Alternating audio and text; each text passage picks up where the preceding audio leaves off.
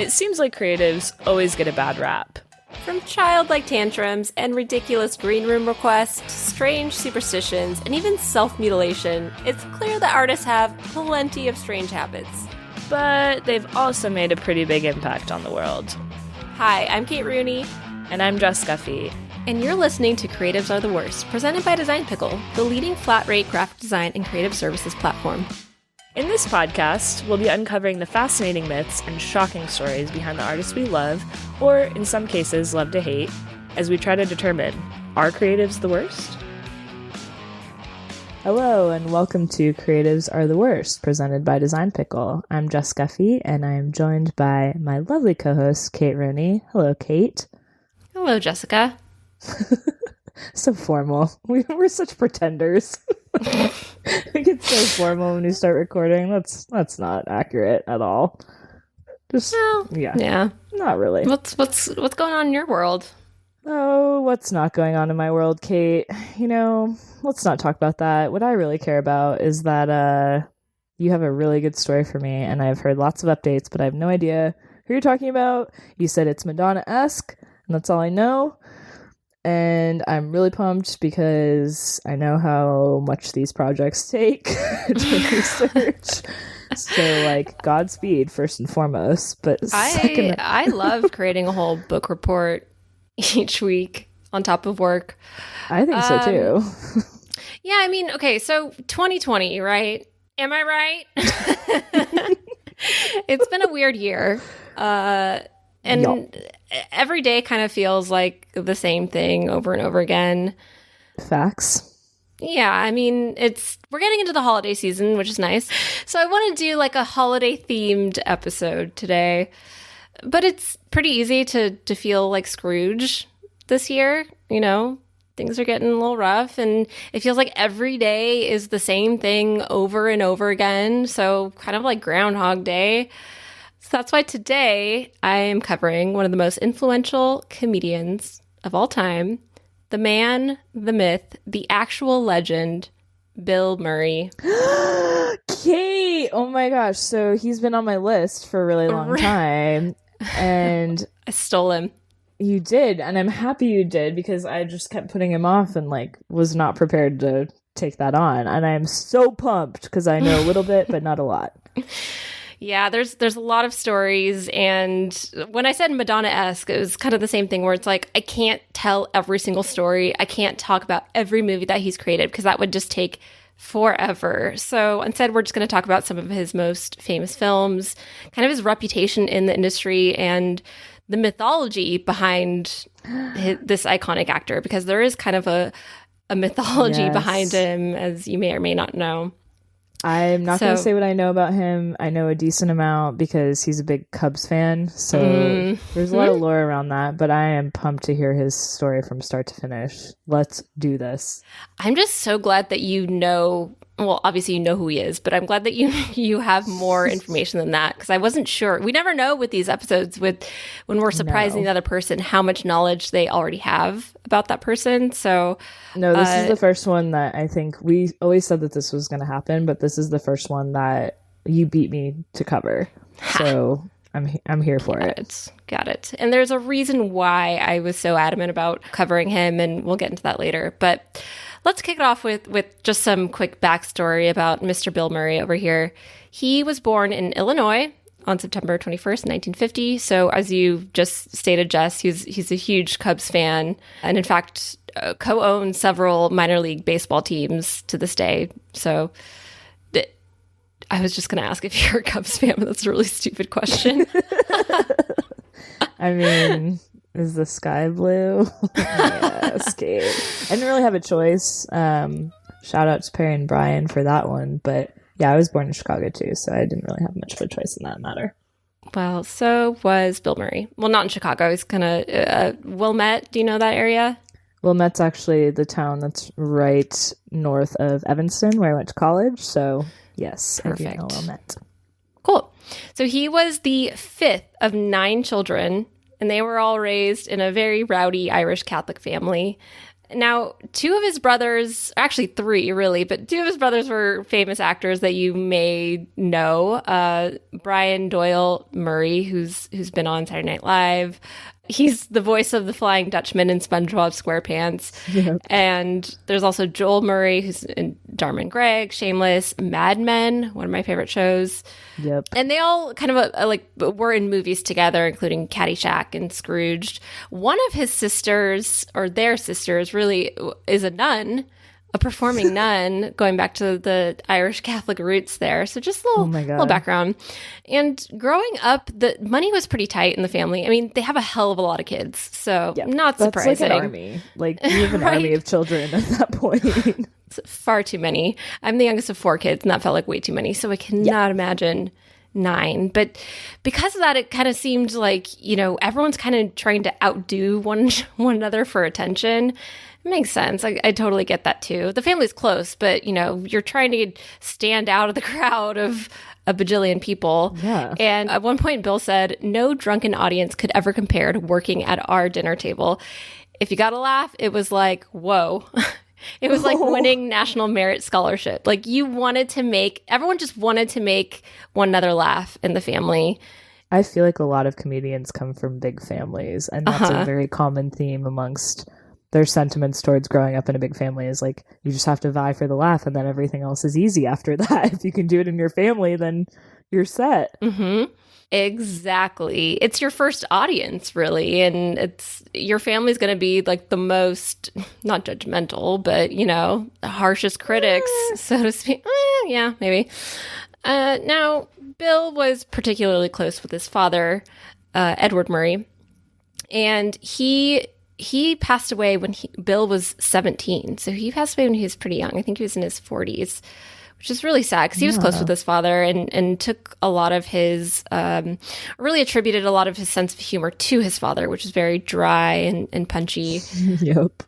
Now, of course, the family used laughter and comedy to cope. There's a story that even at the funeral, the whole family, the whole brood of them, piles into the car, and they all just start laughing hysterically. It's like you're full of grief, and it's been overwhelming, and they just all collectively start laughing. They start making fun of people outside the car, like at the funeral.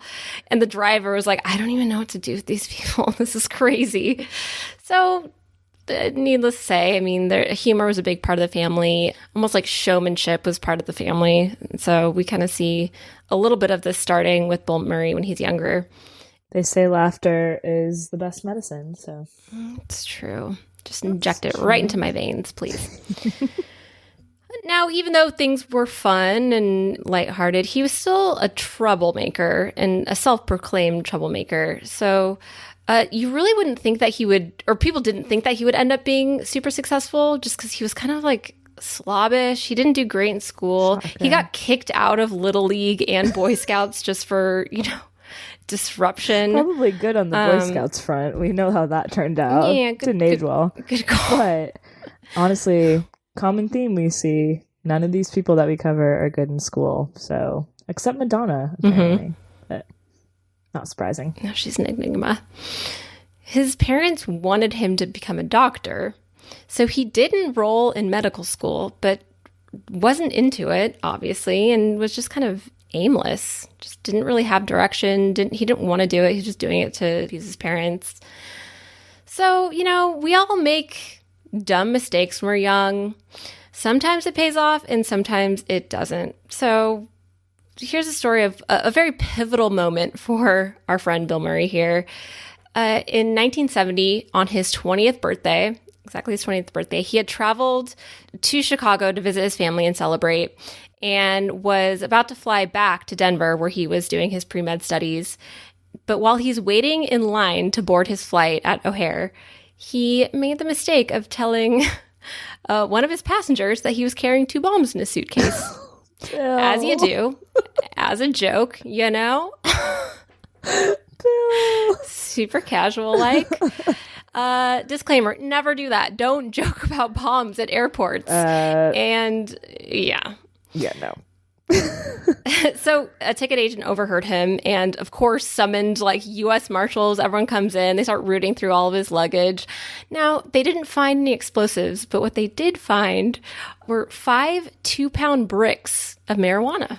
Knew you were going to go there. Oh, man. Bill. Also, quick side note, when my softball team would travel around, we'd be sitting in airports and playing this game Spot It, which is super fun. You should look it up. But one of the little icons that you look for is a bomb. So we would play it when we had layovers, and like the whole point is you hit the stack and then you get that card. So people would literally get so into it that they would scream bomb if they saw that. And then our coaches were like, yeah, we can't play this anymore because one of us is going to get arrested. So please stop shouting. Why would you play that at an airport? We didn't realize, like at the time, because all the cards are different with the little icons, but there's a bomb icon. Fun fact, if you're playing, if you're playing Spot It in an airport. Well, good thing you weren't carrying bricks of weed with you. Weed, yeah. And your traveling softball team. But why would you make a joke about bombs if you had like a ton of weed with you? That just seems like you're not connecting the dots in your own brain at that moment to me. The amount of weed he had with him was worth over $20,000 at that time. This is 1970, so it's like 6 times, 10 times that amount now. Jeez, was he dealing? He was. That was the whole point. That's why he had it with him. So he tries to stash these bags away, but the cops arrive and they arrest him, of course. He managed to swallow a check from one of his quote-unquote customers. Swallowed the check? Trying to hide. Yeah, someone had written him a check to purchase the weed and he tried to swallow it. Oh my God. It's hilarious. So yeah, everything was confiscated, of course, and he was charged with possession of marijuana in order to appear in court for narcotics next day. But because he was a first-time offender, they actually spared him jail time, and he was just placed on probation. But this is such a pivotal moment. Because of this, he dropped out of his medical school because he knew that his criminal record was going to get him kicked out, so he just dropped out before that could ever happen. Which, I mean, can you imagine Bill Murray is just like Dr. Murray now and not the Bill Murray that we know now? Because that never would have happened. So after dealing with all of this, his arrest and probation, he knew that he needed some sort of direction in his life. And his brother, Brian Doyle Murray, was already a member at the Second City, the improv comedy group in Chicago. So he invites his younger brother, is like, dude, you need to get a life. Come do this. I think you'll be great at it. Come join us. So he did. He decided to join the crew. And he started to study under Del Close, an actor and comedian who just taught other comedians the art. And his life just took a whole turn, and he began actually having a path because of the Second City improv group. So eventually, Bill moves to New York City in the 70s. And there, the late, great John Belushi invites Bill to feature in the National Lampoon Radio Hour. Oh, man. This is the start of National Lampoon. He's there alongside Dan Aykroyd, Gilda Radner, all these amazing comedians. Bunch of legends. Mm-hmm. And he's really hitting it off there. He's killing it. He never was actually a stand-up comedian. I didn't know that until doing this research. He never did stand-up, but he was always doing improv. He's always part of a group, which really highlights why he's been so successful. He's always in these ensemble casts, and he works really well with groups of people. That makes sense. Yeah. So now, in 1975, there's an off-Broadway version of the Lampoon Show, and this is Bill's first television role as a cast member of the ABC variety show Saturday Night Live with Howard Cosell. So there were two different versions of the Saturday Night Live that we know now. There was one on ABC and there was one on NBC. So Bill Murray is recruited on the ABC version. Now this one only lasted for about a year, but Lorne Michaels was working on the NBC version, and he recruits Bill Murray to replace Chevy Chase on the NBC Saturday Night Live. It's all coming together. That was kind of a lot of information that I just threw at you, and it took me a while to kind of understand this. But basically, these two networks were creating a similar show at the same time. One was with Howard Cosell, and that one didn't last long at all. The other one was with Lorne Michaels, and Chevy Chase was like the star of that show on NBC. Yep. But at the time, Chevy Chase was like about to become a huge star, and so he left to pursue his film career, and Bill Murray was hired to replace him. But there was already a lot of tension between Chevy Chase and the SNL cast at the time. He was he was kind of an asshole. And he was an asshole. So he was just like a hotshot. He was mean. The fame had definitely gone to his head at this point. And he had a contract with Lorne Michaels and with NBC, but he totally weaseled his way out of the contract. And it caught Lorne Michaels by surprise. Like, everyone thought, like, oh, I thought we were friends. Like, what happened? So he just Lorne bails. is someone you don't want to piss off. Yeah, right? And this was the first year. Honestly, I'll admit, I didn't know that Lorne Michaels was there since day one. Like, he created Saturday Night Live. Oh, yeah. Legend. Yeah, so this was a big surprise, and everyone's confused by it, but Lorne Michaels hires Bill Murray, and he makes his debut on the show. But unlike Chevy Chase, the audiences didn't like Bill Murray at first. They thought he wasn't very good. He flubbed his lines, and he was kind of awkward in the first appearances. No, eventually he finds his footing, and he created his character, Nick the Lounge Singer, which is like super iconic now. And later into, by the time they had the third season, he like was super tight with the crew, and he had basically they were doing fine without Chevy Chase. So this is like all the people with Belushi, Dan Aykroyd, Gilda Radner, all these huge, huge names that we know of now. But in 1978, Chevy Chase, for whatever reason, was invited back to host the show, and it just caused more issues. He shows up on set, and he's bossing people around. He's just, like, doing drugs in the studio. That's cool. Bro. Together. So our guy, Bill Murray, he finally addresses the elephant in the room and tells Chevy Chase that everyone hates him and no one wants him there. This turns into a whole shouting match, just like they're fighting with each other, and just tension is escalating throughout the whole dress rehearsal. And Bill Murray zeroes in on Chevy Chase's well-known marital issues at the time, telling him, go f*** your wife, she needs it. And then Chevy Chase is making fun of Bill Murray's appearance and just getting really ugly. And then just before the show's about to air, because this is live, Chevy Chase confronts Bill Murray in Belushi's dressing room and challenges him to a fight. Oh my God. Grow up. Man, am I right? Literally. I know how to solve this. It's not going to be with logic. It's going to be with my fists. Yeah, I mean, they like start a full-on fist fight at this point in the dressing room. Jim Belushi has to get in between them and break them apart as like fists are flying everywhere. Yeah, so then like literally this happens in the dressing room, and then almost immediately after, they call Chevy Chase to go deliver his monologue to the happy, totally clueless audience. Oh my God. I can't even wrap my head around what that would look like in the studio. Like, we're about to go live, and they have like APs all around being like, come on guys, come on. You walk in and see that. And everything's all hunky-dory. No one knows. That's show business, man. That's behind the scenes. And then the audience is none the wiser. Yep.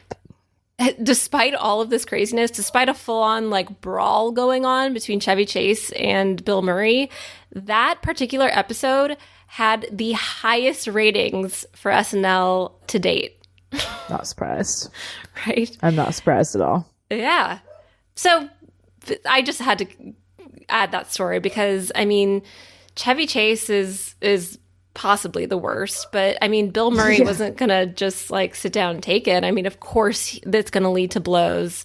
Well, it says a lot about him that he was willing to call him out when no one else was, I think. Right? Like, that's a big testament to his character. That's kind of his attitude, is like he doesn't care. He's just gonna say the truth. But another reason why I wanted to bring this up is just because how monumental Bill Murray's career was or his whole appearance on Saturday Night Live. He was there for the first 3 seasons of the show from 1977 to 1980. And he was part of the original Not Ready for primetime players. That's what they called themselves. Mm-hmm. That was Dan Aykroyd, John Belushi, Chevy Chase, George Coe, Jane Curtin, Gilda Radner. It's a lot of the people who came from the Second City and National Lampoon. So they called themselves the not ready for primetime players because they weren't these big celebrities yet. They were not ready for primetime. And yet they totally transformed that show.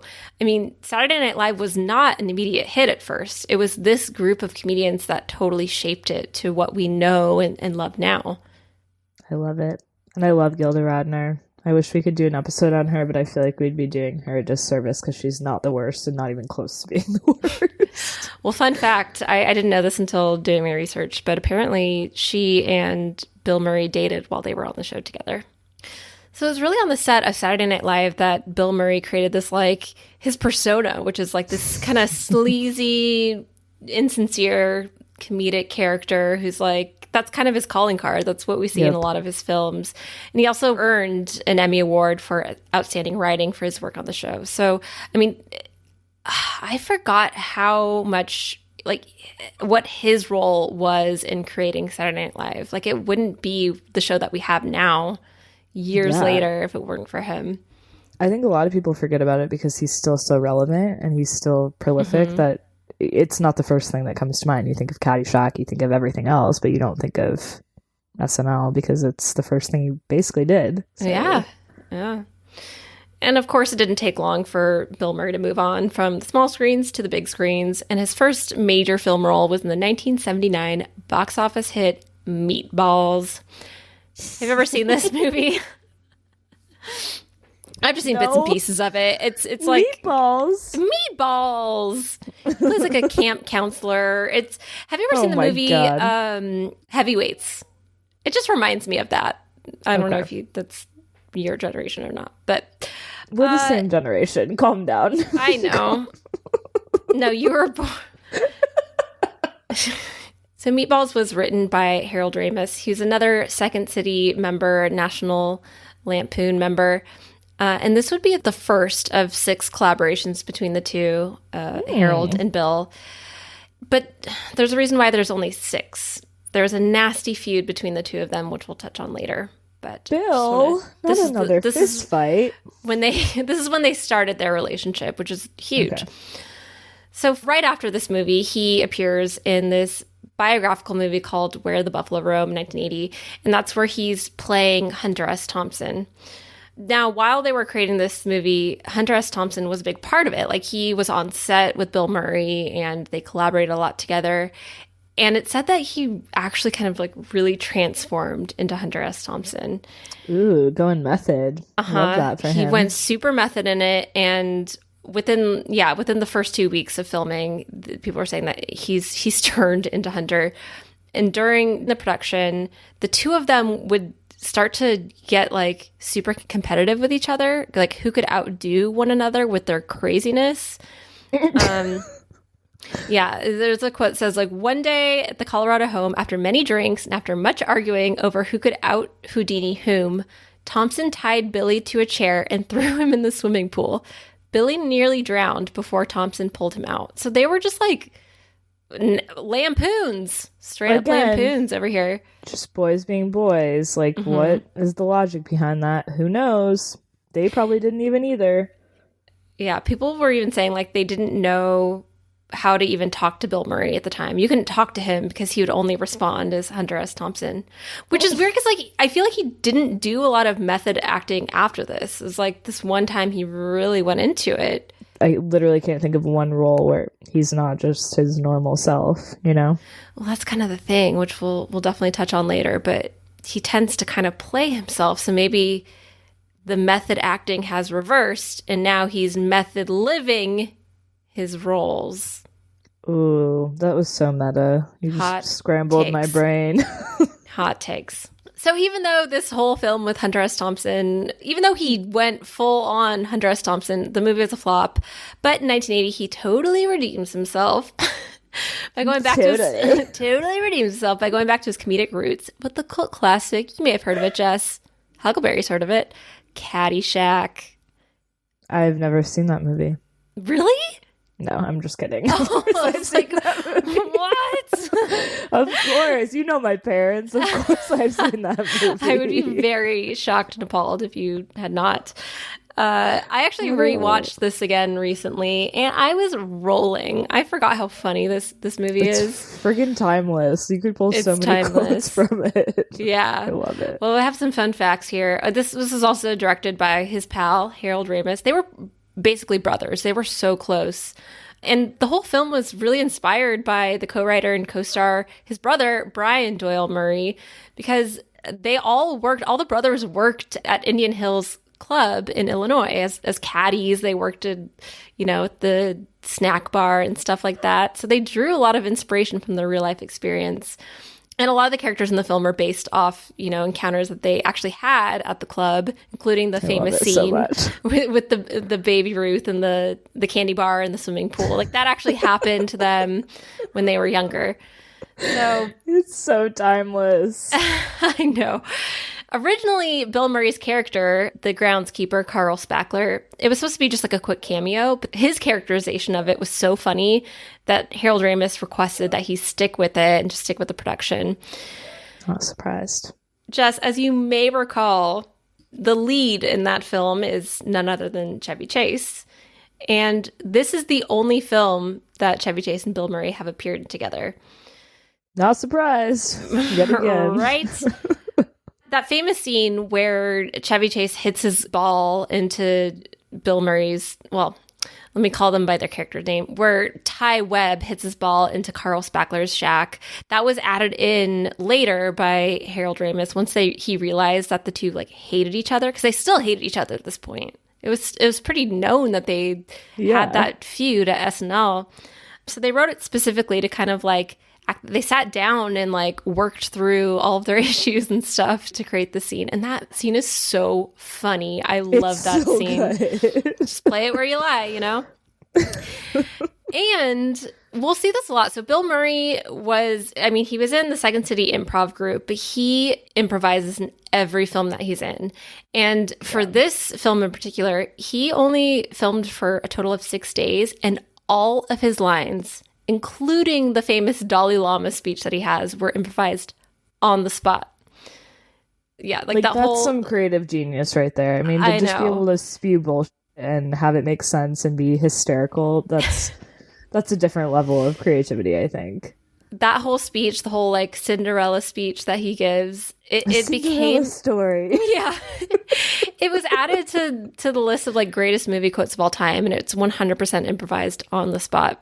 So just kind of showing his genius. I mean, he comes up with this stuff on the spot, and it's timeless, it's hilarious, and it's brilliant. Really. I really hope that kids these days watch these movies, and I don't know if they do.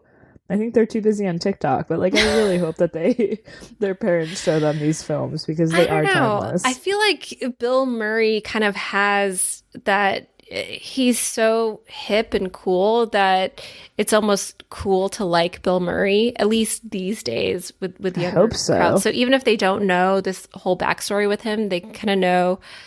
I didn't even add this in my research, but you may have seen his, the Chive, that whole community online it's a younger group of memes and stuff like that. They have a whole line of Bill Murray merch. Interesting. And I think that's kind of carried his legacy over into newer generations, which is really interesting. I hope so. So Kate. Yes, Jess? We talk a lot on the podcast about how people, creative specifically, may or may not be the worst. Yeah, right? We've heard a lot who actually are the worst. But you know who isn't the worst? Who's that? Design Pickle's friendly and reliable designers. Oh, wait, do they make pickles or? Yes. What's going on here? It's actually pickle manufacturing. No. Kate, it's flat rate, unlimited graphic design and custom illustration services. Ooh, I love custom.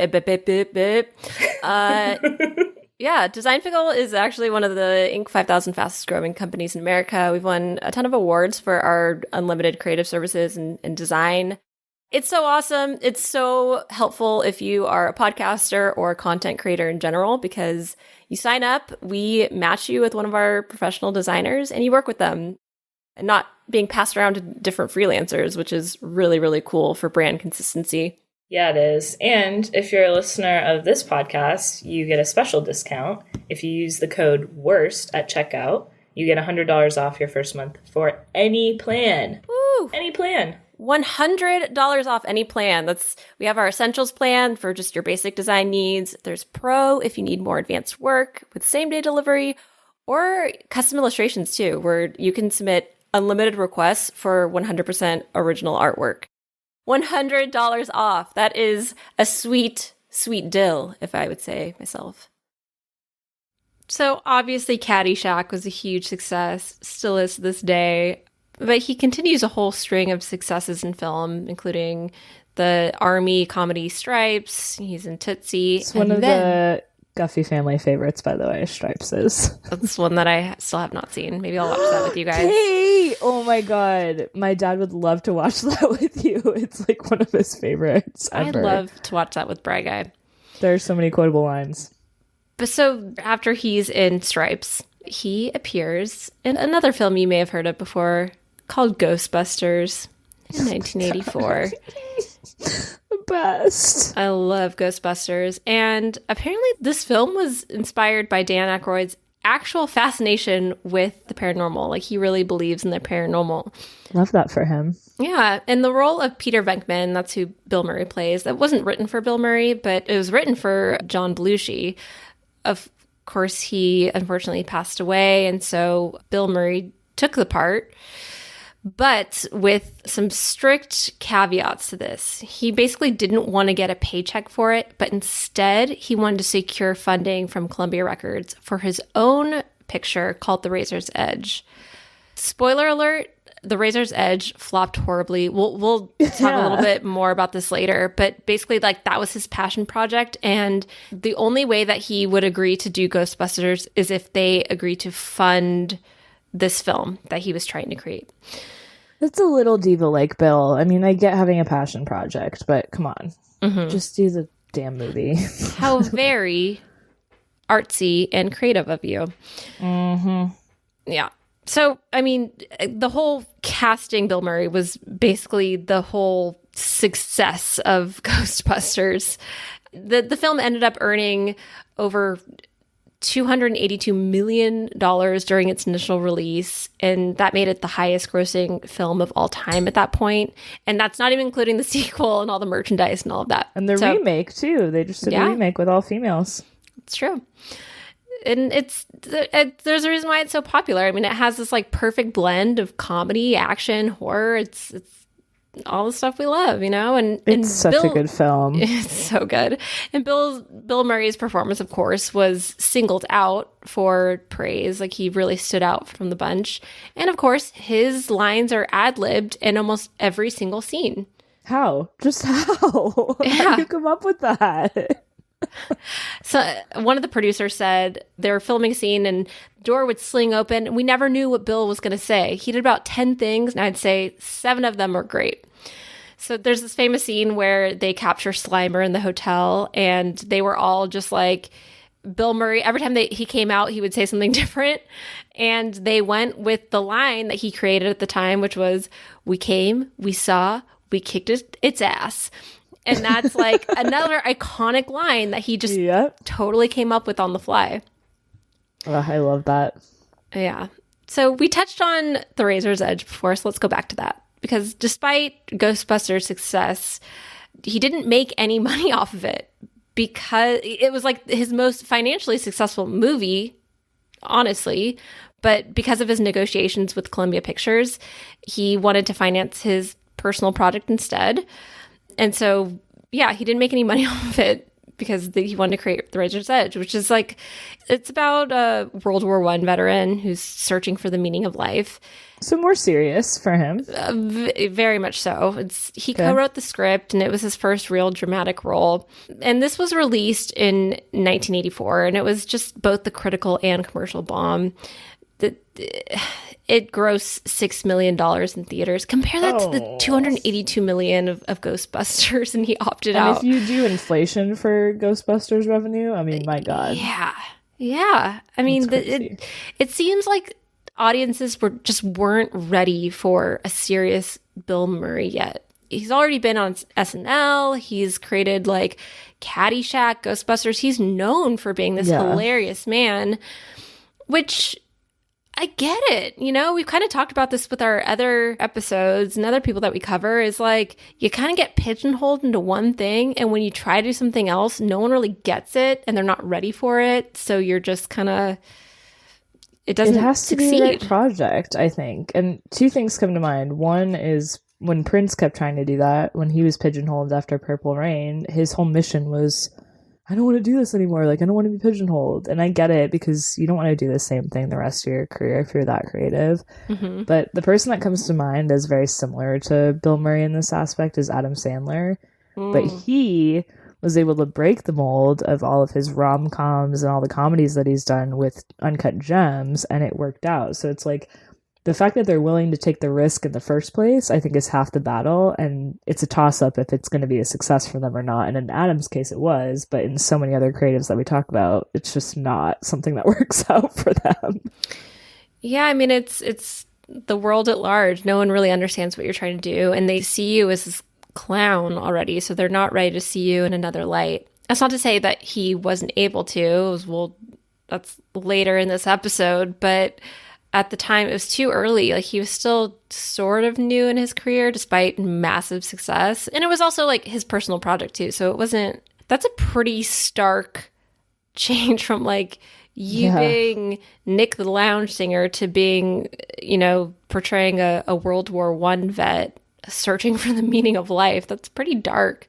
Well, and that's a good point. Like, timing has a big thing to do with everything, with fame, I think, celebrity, all of that stuff. And I think going back to Sandler, like, that's probably why his worked, is because people have been around him for so long that they're like ready for something else, whereas Bill's like, I want to do this, and he doesn't think about the fact that he's only been famous for 7 years at that point. It's not been a very long time. So maybe that's the aspect that creatives, maybe you should consider that going forward. Give yourself some breathing room, even if it's a passion project. I love Adam Sandler, though. I will die on a hill for him. I will defend him. Same. I know a lot of people are, it's Me too. Kind of hit or miss, but he's so brilliant. But Agreed. but what we're saying though is like but it got to Bill Murray. Like, he was so depressed from it not, because he wanted to do what he wanted to do, and he wanted to break away from that comedy scene for a little bit and do what he was passionate about. But since it flopped, like, he became so upset. He took a break from Hollywood and the world of comedy in general, and he was just out of the scene for 4 years. It hit him that hard that he had to just kind of peace out for a while. Well, we also see that with creatives. I feel like, I don't want to overinflate it, but I think a lot of times they're very sensitive, and particularly, as one should be when it's your personal work, especially if it's something that you care about deeply, but they take things really, really hard when it doesn't go their way. I've never experienced that in my life, so it's weird. Sure. Now, the whole reason why I wanted to, one of the reasons why I wanted to talk about Bill Murray for our special holiday episode is because he made a comeback after this 4-year hiatus with the film Scrooged, which is a very darkly comedic version of Charles Dickens' A Christmas Carol. Classic. Hey, do you remember back in our P.T. Barnum episode when I told you what a humbug was, Jess? Yes, it's so timely. Yeah, now. a humbug is a farce. Whip that out at it's a farce. Christmas dinner. Yeah, I mean, this was kind of a stretch. I was like, let's do a holiday episode. Let's do Bill Murray because he was in Scrooge, because it wasn't like the biggest film that he's done, and it was kind of just like a modest box office hit. In fact, like it's a pretty dark film if you go back and watch it. It's not. Okay. That whole story is just. That's true. Great. I mean, Charles Dickens. Let's be real. It's all dark. Yeah. It's not this like super cozy, lovely holiday film that y'all think of, and critics didn't really know how to respond to that because we're used to seeing these like holiday specials and stuff like that. It's pretty bleak, to be honest. And Roger Ebert in particular just came down really hard on it, saying it was one of the most disquieting, unsettling films to come along in quite some time. And quick side note on Roger Ebert. Sure. What an icon. He's from Chicago, and I would just like to point out that the adjectives that he uses or he used to describe films, like if you're ever bored, just look up his reviews and read them because they're so great. He's got a thesaurus on him. Yeah. I didn't even put this in my notes, but they eventually were like buddies. And there's like an interview where Bill Murray calls him out. I was like, why'd you hate it so much? Like, what's the deal? And Roger Ebert says something. It's like, it looks like we're watching your character just have a mental breakdown at the end. And it really does seem like that. Like, it's supposed to be this kind of inspirational moment where he's like, I get it. I believe in the Christmas spirit. And Roger Ebert's like, no, it just seemed like you're just this madman who's going on a rant. And it really does kind of feel that way. But guess what, Jess? There's more ad-libbing in this film. Of course. The director, Richard Donner, he described the experience of directing Murray as follows. It's like standing on 42nd Street and Broadway, and the lights are out, and you're the traffic cop. He's superbly creative, but occasionally difficult.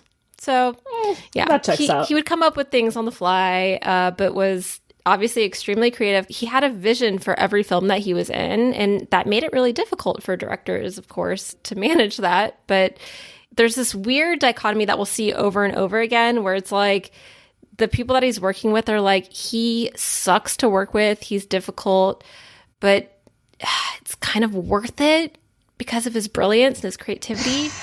And I struggle with that too. Like, that's so frustrating. It's like, this person is so good and I hate them, but I can't hate them because they're so good at what they do. You know what I mean? It's so true of creative people. Doesn't matter the fields. Like, the really, really, really top-notch people, you're like, oh my God, shut up. Just do the job already. A lot of people are just putting up with him because he comes up with lines on the fly that become like some of the most iconic lines in film history. Exactly. So you just kind of put up with it. And I'm not saying that should excuse anyone's behavior by any means, but I don't know. I don't think he was like evil. Yeah. But okay, we're not at the end of the episode yet. So we'll decide at the end. So we're going to skip over some time because he's been in other films at this point. Now we're in the 90s, and he stars in the cult classic comedy Groundhog Day. Oh, basically all of 2020 is what you're saying. Right? It's just been Groundhog Day since then.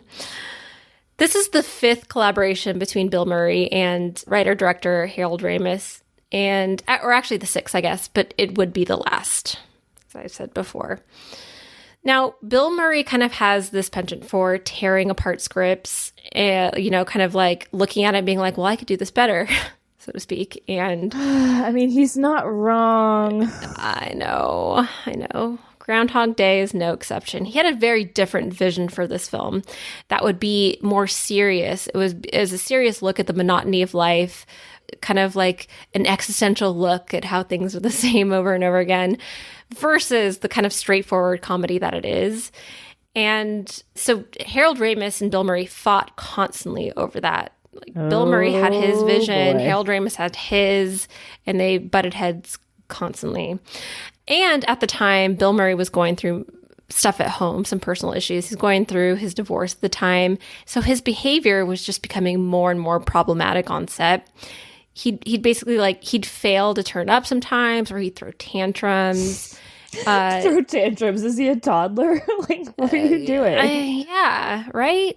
I don't know. It's like he saw his vision, and if he wasn't going to have it his way, he was going to be upset about it because he felt like his was the ultimate. I don't know. Strange. I get it because it's consistent with every other creative that we've ever talked about, but it's still like, part of me is like, grow up. Just grow up. I know. Get over yourself. They would have such intense creative differences that one day Harold Ramis, who this is very uncharacteristic for him, he's allegedly like a very nice, calm guy, he grabbed Bill Murray by the shirt collar and threw him against a wall because they were just clashing so much against the film. It's like, dude, I'm over your stuff. So they're filming all of this. They still get it done, but by the time that they finished wrapping up, Bill Murray just completely shut Harold Ramis out. And these guys had created huge films together. Yeah. People kept saying that they were like brothers. They were very, very close. And Bill Murray just stopped talking to him, would not contact him at all, just completely shut him out. And some people speculated that it was maybe because Bill Murray was like, he thought a lot of people claimed that Harold Ramis was responsible for Bill Murray's career. Okay, sensitive. Yeah.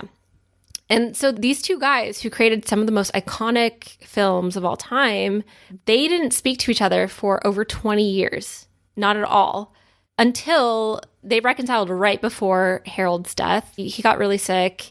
And, okay, I don't know. I saw this in an article, and I don't know how valid it is, but allegedly Bill Murray showed up unannounced to Harold's house. This is while he's on his deathbed, mind you. He shows up to his house at 7 a.m. with a box of donuts and a police escort. And Harold Ramis was so ill at this point, he had totally lost his ability to speak. So Bill Murray just did most of the talking. They didn't rehash any of the events that happened between them, and they just hung out, laughed, and made amends. So literally Groundhog Day is what caused them to have this whole divide. They didn't talk for over 20 years. And then on Harold Ramis's deathbed, Bill Murray shows up with a box of donuts. It's like, is that the guilt? Cool, right? That's where my brain goes. Probably. I mean, he didn't come from an Irish Catholic family, but... Yeah, I mean, exactly. I just have a hard time with that because I think anyone that can shut people out of their life, that's so important to them, and they were such good friends. You said they were basically brothers. It's just is that your own ego and your creativity getting in the way of you having a really important person in your life every day? I really struggle to understand that. I feel like that takes more effort to actively shut someone out like that than it is to just make amends and grow up and life's move on. Too short. Yeah. So despite all these issues, of course, Groundhog Day was just another huge hit for the two. I will say, Bill wasn't just fighting with Harold Ramis, though. He's also fighting with the groundhog, whose name was Scooter. And how do you fight with a groundhog? I don't know. You yell at him for having creative differences. And Scooter, get your shit together. Scooter bit him 3 times. So that just kind of fueled Bill Murray's rage, I think. Was just this movie sucks. And Scooter keeps biting me, so I'm miserable. Okay. Yeah. But I mean, they kind of took both of their ideas and merged them together, which makes it...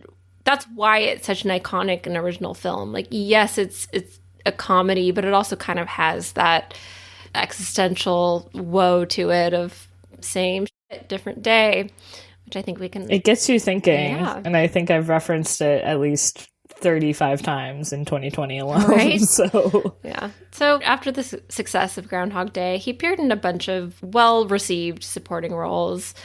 He's in Kingpin. Of course, he's in Space Jam, where he plays himself. This is one of my favorite movies of all time. Welcome to the jam. Come on and slam. But then in 1998, he plays what many believe to be one of his finest roles, and that's in Wes Anderson's Rushmore. Love that movie. Have you seen it? Don't ask me that question, because no, I haven't. I don't even know why I ask you, because I know you've seen... quote 4 movies, but have you seen any Wes Anderson films? I have. I just haven't seen that one. Oh my god, it's fantastic. It's so good. It makes sense that the two of them got along so well. But yes, so this was the first Wes Anderson film that Bill Murray appeared in, and before that all happened, Wes Anderson sent him the script, and Bill Murray just he never got back to him. But one day, Wes Anderson is in this big meeting at Disney, is in the executive office, and Bill Murray calls the Disney office to get in touch with Wes Anderson to say that he was going to be in Rushmore. But Wes Anderson had no idea how Bill Murray even knew that he was there. How did he get in touch with him? It was so out of the blue. I'm not surprised. Yeah. And the only other time that Wes Anderson saw Bill Murray before they started filming was at the Four Seasons in Los Angeles, because they needed to take some pictures for the film.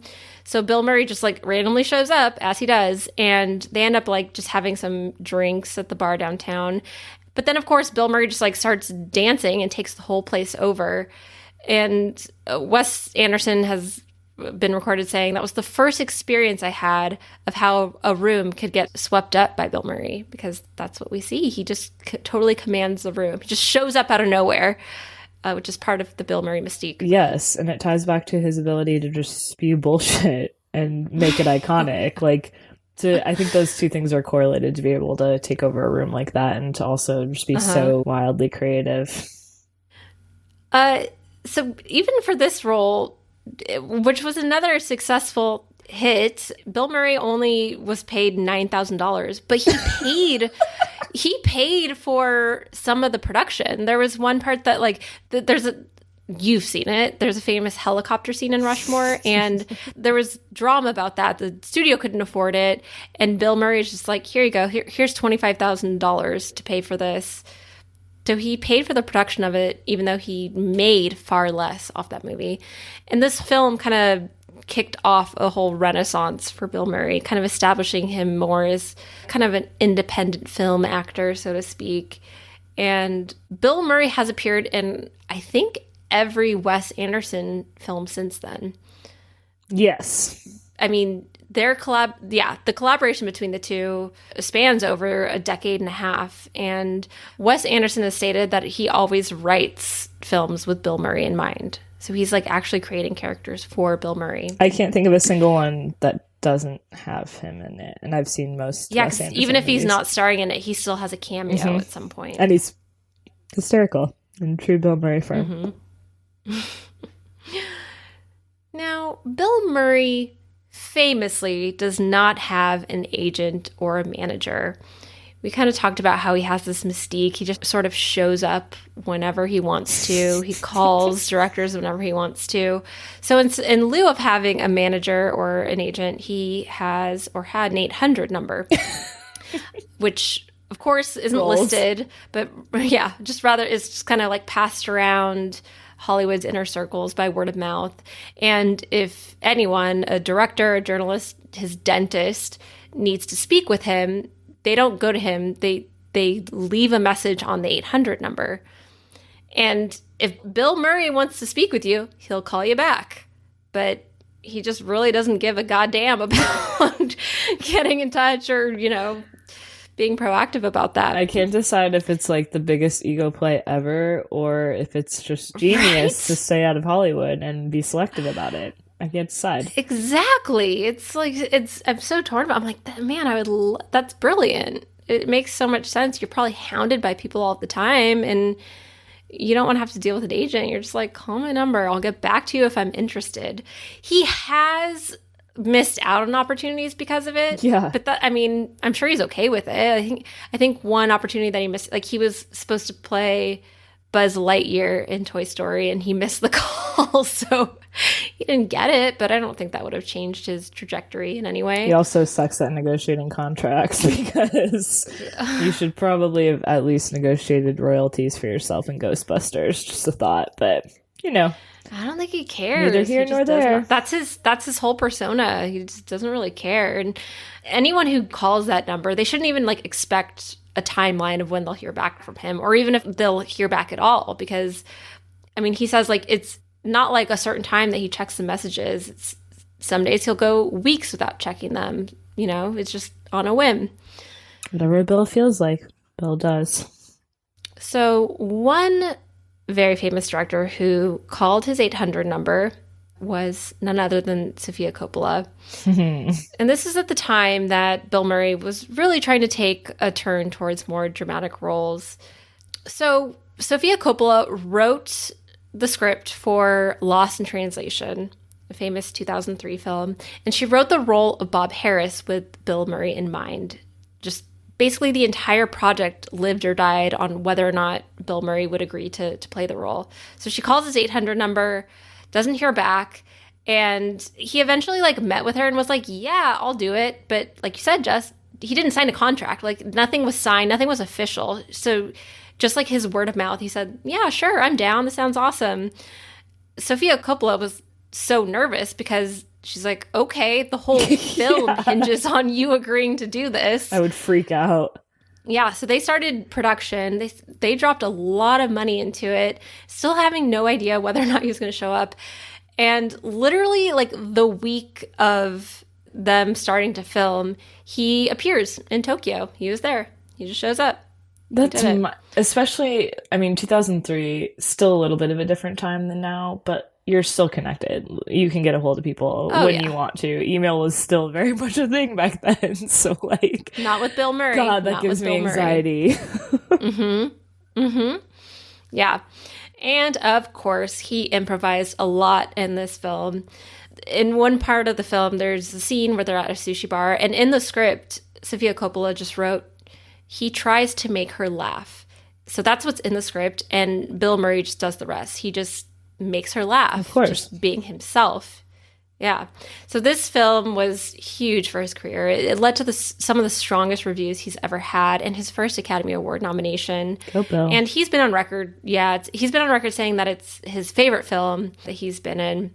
And it's probably because it is pretty close to his real life. I mean, it's about this kind of older actor who's fading from the spotlight and kind of struggling for direction at this point. So he's been in all these like big comedy hits, and he clearly, even since the beginning when he wanted to do The Razor's Edge, it sounded like he wanted to be in more serious films at the time. So he loved this. He loved being able to kind of portray his own persona, so to speak.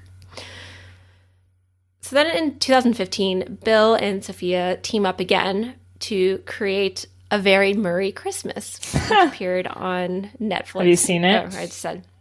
I have watched this, and it's so cute. It's so fun. It's super fun. So they gather like all of their famous friends. It's a huge ensemble, including George Clooney, Chris Rock, Maya Rudolph, Jason Schwartzman, Rashida Jones, and it's almost like they just kind of wanted to get a bunch of their friends together at the Carlisle in New York and just like sing some Christmas songs and do some very silly sketches, and that's what they did. But the whole A Very Murray Christmas, it really like kind of conforms to Bill Murray's persona again. He's kind of making his own rules for a Christmas special. This is kind of pulling inspiration from those classic variety shows where people are just kind of popping in and doing random bits. But he exhibits it all in that kind of like same dry, monotone demeanor. And I felt like it's kind of a peek into an actual Bill Murray Christmas. Which, you know, they have karaoke, they have random encounters, and a lot of alcohol. They're drinking a lot, but it's super fun. Yeah, I watched it on a whim when it first came out, and yeah, it's just there's a lot going on. It's pretty random, but you kind of feel cozy watching it. Totally. I don't know. We watched it, I think, last year in my family, and it was like parts of it were a little cringy, but then you're like, no, this is actually, we get it because it's Bill Murray. And it's always just because it's Bill Murray. And having done more research into his backstory in his life, it's like, oh yeah, it's Bill. Like, I imagine that's what Christmas looks like inside of Bill Murray's house. And I loved everyone that he brought on there. Like, Chris Rock is so iconic in his own right, and Rashida, I mean, all of those people are, but... Hey, even Miley Cyrus comes out and she steals the show at the end. Mm-hmm. Yeah. What a random collab. Super fun. So, I just said, I mean, peeking into his life with these random encounters, lots of crazy stuff going on. So, speaking of random encounters, Jess, you may have heard of all these famous stories where Bill Murray is just kind of like randomly appearing in people's lives when they're least expecting it. So you might be asking, what's up with all those Bill Murray stories? Is it a publicity stunt? Is it just performance art? We don't really know. Maybe. And a lot of the stories, Murray has been reported to whisper the line, "No one will ever believe you." I don't know if that's true. But you never know. There's been a lot of mystery around this, a lot of, I don't know, it's legend, lore around it, so to speak. There's an entire website about it called BillMurrayStory.com. Oh my and it's God. just devoted to telling stories of him crashing parties, joining people in the park, just appearing out of nowhere to steal food off your plate. There's also a new documentary that came out called The Bill Murray Stories, Life Lessons Learned from a Mythical Man. And Bill Murray was not a part of that project. It was just talking to or interviewing people who have witnessed this and speculating about why he does it, really trying to find the deeper meaning behind it. But so let's talk about it. So some of these stories include, there's a ton. There are a ton. If you go on that website, billmurraystory.com, I have to now. It's endless. Yeah, it's a black hole. But I'm just going to touch on a couple highlights here. But there was one where he rode in a taxi, and the taxi driver mentioned that he had to work 14 hours a day and never had time to play the saxophone. That was his passion. So Bill Murray got in the driver's seat and drove the car for hours while the taxi driver just sat in the back seat and played saxophone. They even like stopped to eat barbecue at one point. Yeah, the guy's just sitting in the back, jamming on the sax while Bill Murray's driving. There's that famous moment where he crashed an engagement shoot in Charleston, North Carolina, wound up posing for a photo with the couple. And I loved this one because I heard an interview with Bill Murray where he's talking about it. And he says, like, I don't try to do this. Like, I'm just living my life and I see things. I'm like, I can, hang out, whatever. And he said something about how I can hang. He saw the couple and he could see that they were like really truly in love. Like they weren't getting married just to get married. They just really loved each other and it was just a beautiful moment. It's cute. So he wasn't there to be like, and I'm Bill Murray, come take pictures with me. Like they saw him and they invited him. So it was cool. He's read poetry to a group of construction workers on a whim one time. During the famous South by Southwest festival in Austin, he showed up to a bar. It was super crowded and got behind the bar and started serving shots of tequila. And it didn't matter what you ordered. I would live for that moment. Right? Oh my God. How fun is that? Yeah. It didn't matter what you ordered, though. He would still just serve you a shot of tequila. That's amazing. One time in 2007, he was in Sweden for a charity golf competition. And at one point, he took a golf cart and was driving down downtown Stockholm erratically and got pulled over by the Swedish police. He refused a breathalyzer and they did a blood test and he wasn't drunk. Like he just was crazy. So he may or may not be able to go back to Sweden because there was a bunch of legal issues there. Oh my God. In 2019, he applied to work at a P.F. Chang's at the Atlanta airport. And got the job, but I don't think he's working there. Oh my God. Now, I'm not a trendsetter by any means. I'm far from it. But I would like to claim that I had a meeting Bill Murray story before it was cool. So, Jess, I have in fact met Bill Murray back in about 1995-ish. Wow. I was about 7, and I was down in San Diego, which he obviously has a few houses, but he has a house in kind of like the Escondido area. Mm-hmm. And I was there with like a family friend. It was 2 families there all together at this little tiny Italian restaurant in just Escondido. And we were kind of in like a separate room, when you have like a room for parties and stuff like that.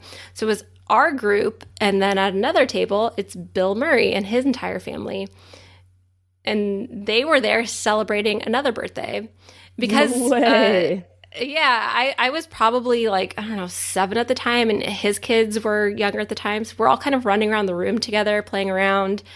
And I think he appreciated the fact that we weren't, oohing and awing over him, because he was already huge at this point. Yeah. So we kind of sang happy birthday with each other for each other's group. So I was able to sing happy birthday with Bill Murray.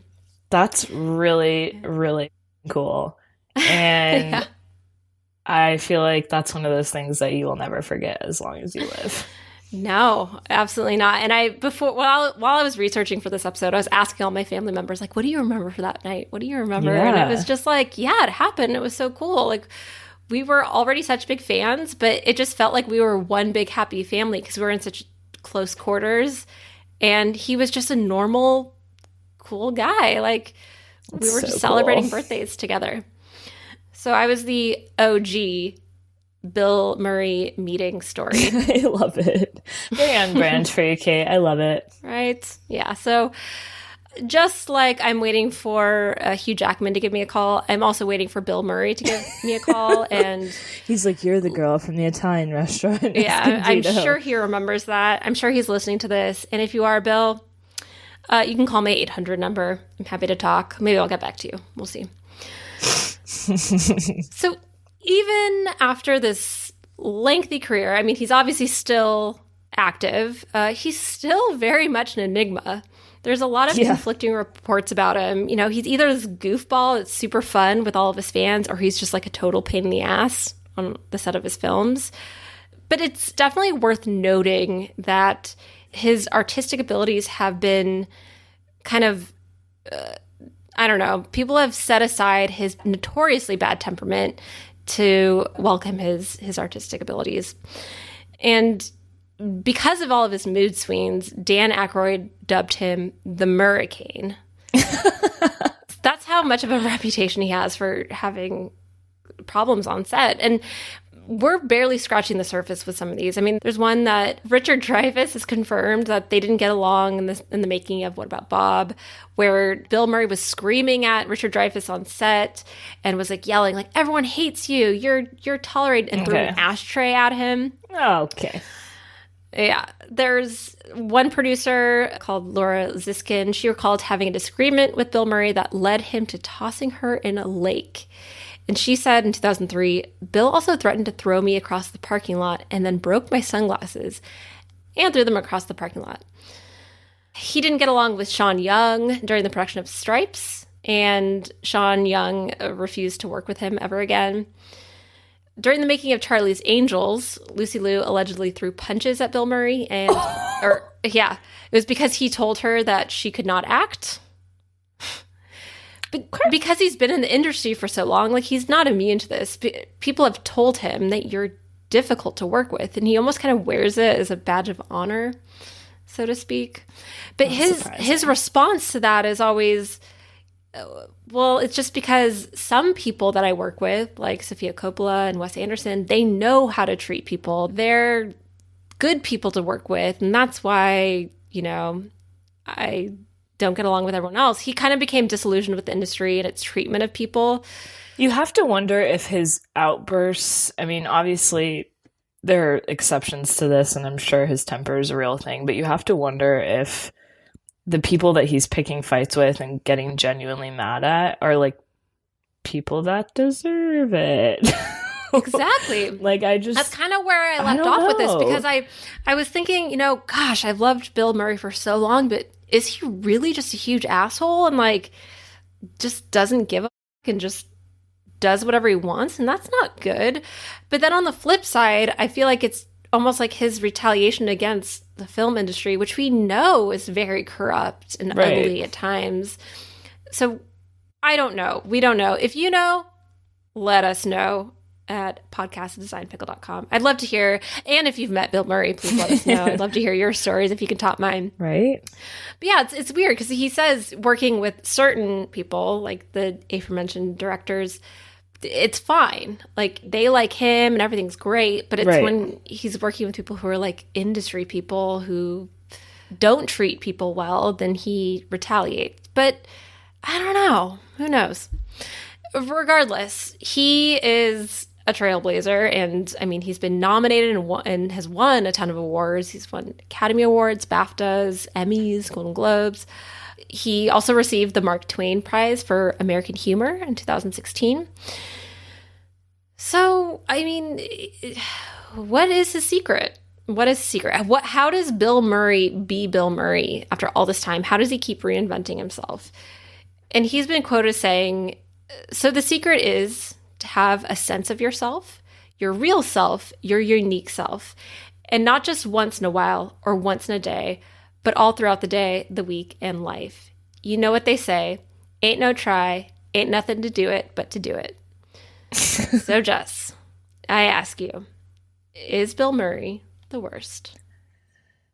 in good faith, and because he's a man of Chicago, I cannot say nor proclaim that he's the worst. I understand, and this is the same for a lot of people that we cover, but I get where they might be difficult at times. I think highly creative people, when they're so passionate about like him getting involved in scripts and trying to change things and wanting to do things his own way, I would be really frustrated by that. But I also think that with people like that, you see the end result and it's so worth it, as you quoted earlier in the episode, that you just can't say that they're the worst because they genuinely care and they're trying to make the project better. So you can't get mad at that. It's annoying and it's probably like, oh my God, shut up, dude, from time to time. But I've always loved him. To be honest, none of this changed my opinion of him. I think he's so iconic and just such a legend and has paved the way for so many other comedians to be their authentic selves that there's no way that I could say he's the worst.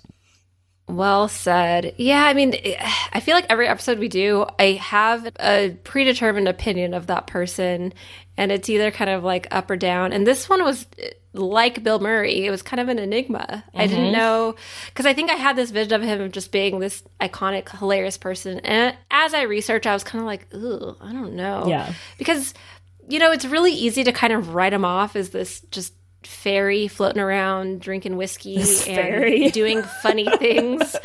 But there's also kind of a part of it that's like sort of sad in a way. You know, it's kind of depressing to think that he's, I don't know, but I think he recognizes that too. And safe to say the world would not be the same without his films and certain lines and scenes from those films that he came up with on the spot. Like that to me is just chef's kiss. I'm so excited for you to see Stripes now. Oh my God. You're going to die. Okay, fine. I'll watch it tonight. I'll watch it. I'm also going to watch A Very Merry Christmas tonight because, again, we're getting to the holidays and I'm sick of this Groundhog Day stuff. Way to plug so on that note, all the names of the movies. If you think Kate's the worst for saying all of his movie titles in one sentence, let us know. I already did it in the intro. True. Like the same exact line. If you disagree and you feel like temper tantrums are left to toddlers, then let us know at podcast@designpickle.com.